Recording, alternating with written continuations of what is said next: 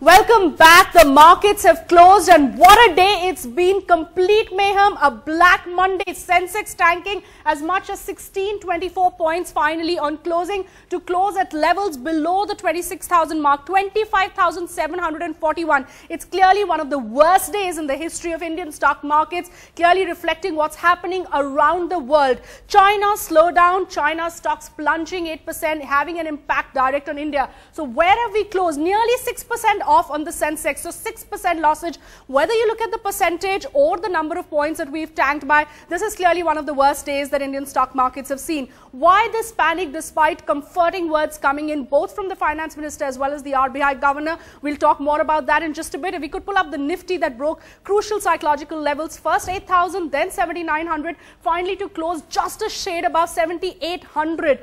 Nifty cracking nearly 500 points, 490 points off on the Nifty. It was down again nearly 6%.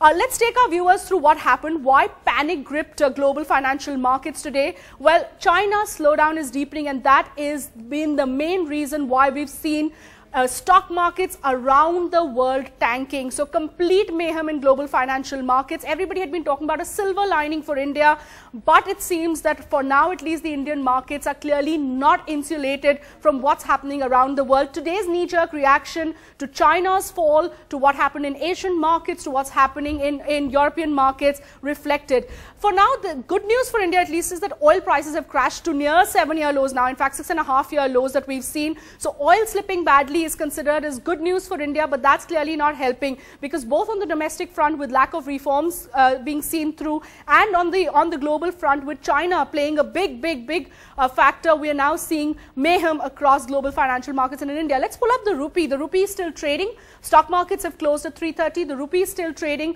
Rupee among the better performing currencies from the emerging markets basket, but today we saw the rupee going past the 66.66 to the dollar mark. If we could pull up the live data for the rupee, there you have it on your screen. It has tanked further, 1.3% off on the rupee. It's currently trading at 66.70. So we're actually inching now close to the 67 to the dollar mark. We heard the RBI governor say earlier in the day that he will not hesitate in intervening in the currency markets and arresting the slide of the rupee. Let's actually first listen into what the governor had to say about why India is still in a good position and why he believes that there is no reason to panic. 7 years after the financial crisis, advanced economies are still growing fairly slowly, while a number of emerging markets are experiencing difficulties with their old export-led growth model. Now, many of you are watching markets this morning worried about the continued volatility from last week. While I don't want to opine on the future direction of markets, I will say that relative to other countries, India is in a good position. India in a good position relative to other countries, but now the question that every market analyst is asking, how quickly will India's markets recover, or are we going to see more pain ahead before we see that recovery setting in? Finance Minister Arun Jaitley said that yes, China is creating ripples around global markets, but the impact on the Indian economy should be transient. The last fortnight you had the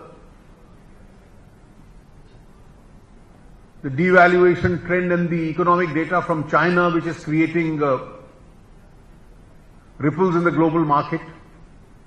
And obviously, being a part of the globally integrated economy, this would also leave at least some transient impact as far as we are concerned. Well, transient impact, but at least today there is complete panic and mayhem. We've seen the Sensex crashing in trade today, Nifty down 6%. Worries over China's slowdown deepening, that seems to be the main reason why we are seeing this happen across global financial markets. Today, India was clearly unescaped with those global trends. Europe is in the red in the morning. Asia was in the red, panic gripping global financial markets over this kind of meltdown that we are seeing across the globe. In fact, Sensex Nifty seeing the worst crash not only of this year, it's the worst crash percentage point wise that we have seen since the financial crisis, since 2009 that we have seen. Rupee now at 66.67 levels, and that, as we said, we're now inching towards the 67 to the dollar mark. Rupee is still trading. We'll have to wait and see where the currency finally closes today. China's stocks had plunged over 8%.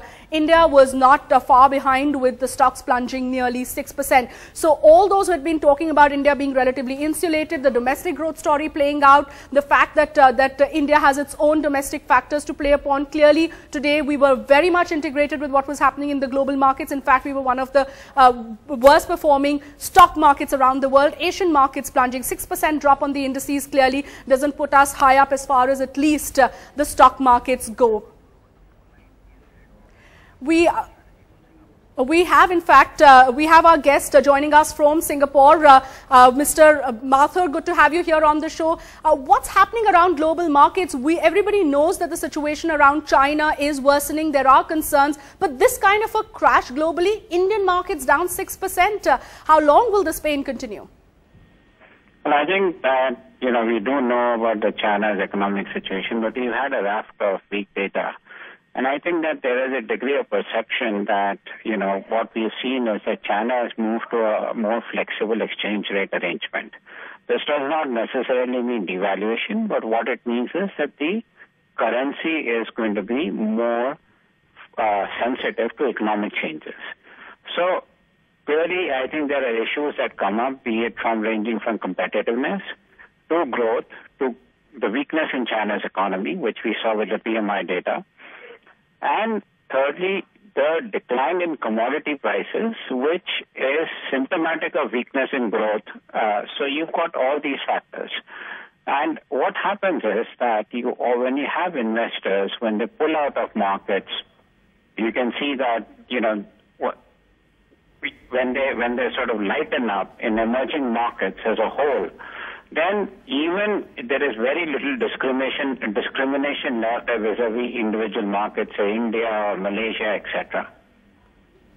Right. Sanjay Mathur, my question to you really is that, when we talk about at least the Indian markets, yes, we seem to be mirroring what's happening around the world. We saw crash across markets today, a complete rout, currency markets in complete mayhem, global financial equity markets in complete mayhem. But many people keep talking about a possible silver lining for India, especially coming from the fact that crude oil prices have crashed so much. And for an economy like India, this clearly comes as good news. So should India not be reflecting a bit of that? Why is it that we're going ahead and participating in this so-called rout or complete meltdown that we are seeing across global financial markets? Yes, so let me explain this. First of all, I think when we look at India, the positioning was already significantly positive in India for the reasons you specified. Second, what we have is a situation where I think when we look at Indian markets, they are very expensive by emerging market standards. Third, there is very little promise of growth. We have now been into more than 1 year of the administration, and yet there is no sign of a pickup in the capex cycle. Lastly, when we look at some of the other valuations, say for example the Indian rupee, it has become amongst the most overvalued currency. So if India is to be competitive in a regional environment, we have to figure out how that competitiveness will come without an adjustment in the rupee. So you've got all these factors. All right, so it's clearly global factors as well as domestic factors at play. Many thanks for joining us and sharing your perspective there. As you heard the analysts there tell us that as far as India goes, it is a combination of global factors and worries on the domestic front. With the monsoon session completely a washout, question marks over the ability of the government to push through some tough reforms, all of those playing out on the market. So whenever you have a trigger like what has happened today, global financial markets tanking, it pulls India down because there is clearly no good news at sight. On the global front, there are worries. On the domestic front, there are worries. And this is the result of that. A 1624 drop on the Sensex, 25,741. 6% straight loss on the Sensex. Let's pull up the Nifty that also lost nearly 6% in trade today.